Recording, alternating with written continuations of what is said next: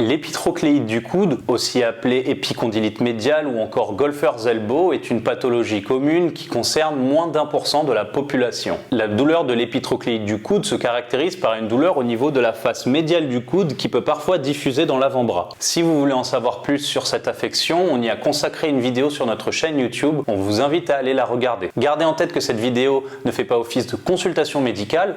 Si vous avez un doute, allez consulter votre médecin. Les patients souffrant d'épitrocléite du coude ont souvent tendance à sous-utiliser ou à protéger le tendon douloureux, ce qui peut entraîner un affaiblissement structurel du tendon et le rendre plus susceptible aux blessures. Des exercices spéciaux et des étirements peuvent soulager les symptômes de l'épitrocléite, mais il est également important d'avoir de la patience et de la persévérance. Les exercices proposés dans cette vidéo sont faciles à réaliser et s'intègrent parfaitement dans la vie quotidienne. Le but initial, c'est de restaurer une amplitude de mouvement du coude sans douleur. Pour ça, vous commencerez avec des étirements et des exercices isométriques progressifs. La contraction isométrique consiste à une contraction musculaire sans mouvement articulaire. Au fur et à mesure que votre état s'améliore, des exercices excentriques seront rajoutés au programme. Un exercice excentrique s'oppose à un exercice concentrique. Lors d'un exercice concentrique, la contraction musculaire provoque un raccourcissement du muscle et dans un exercice excentrique, on va lutter contre une résistance qui va progressivement allonger les fibres musculaires. Un exemple d'exercice concentrique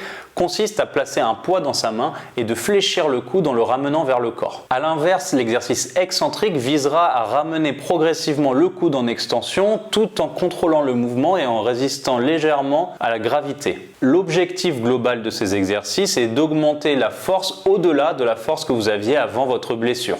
Une fois que vous pouvez effectuer ces exercices de manière répétée et sans inconfort, vous pourrez réintroduire des activités sportives ou spécifiques à une profession. À la fin de votre programme d'exercice, il sera quand même pertinent de continuer à entretenir la souplesse et la force globale des muscles pour éviter le risque de récidive. Commencez avec des poids qui correspondent à environ 30% de votre capacité maximale. Une légère douleur est acceptable pendant la réalisation des exercices, mais il ne faut pas trop solliciter le bras. Vous pouvez vous référer à l'échelle de la douleur qui apparaît à l'écran juste ici.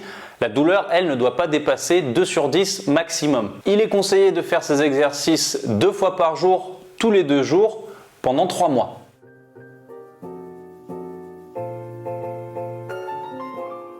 Étirement des muscles fléchisseurs du poignet.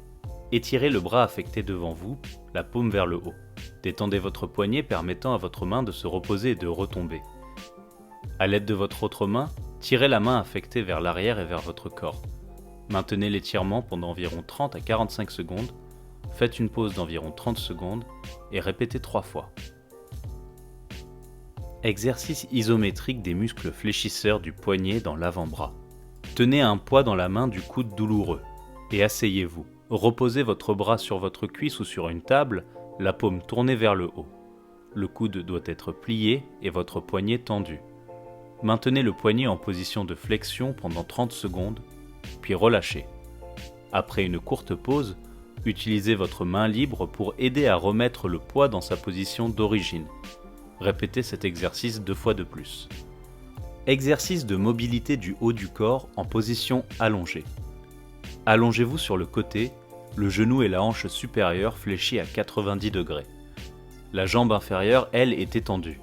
Le bras inférieur attrape l'arrière de la cuisse fléchie juste au-dessus du genou.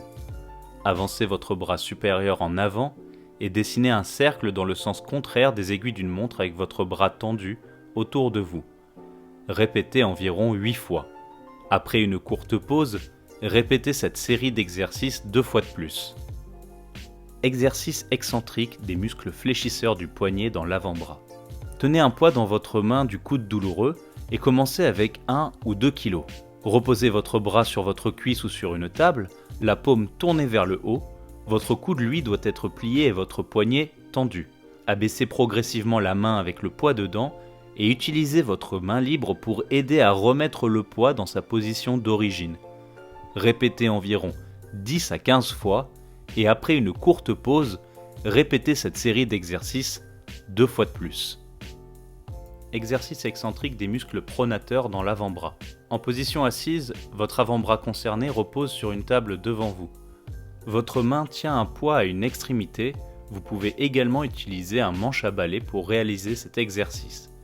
Détendez votre poignet et laissez votre main tourner vers l'extérieur. À tout moment, vous gardez le contrôle du mouvement.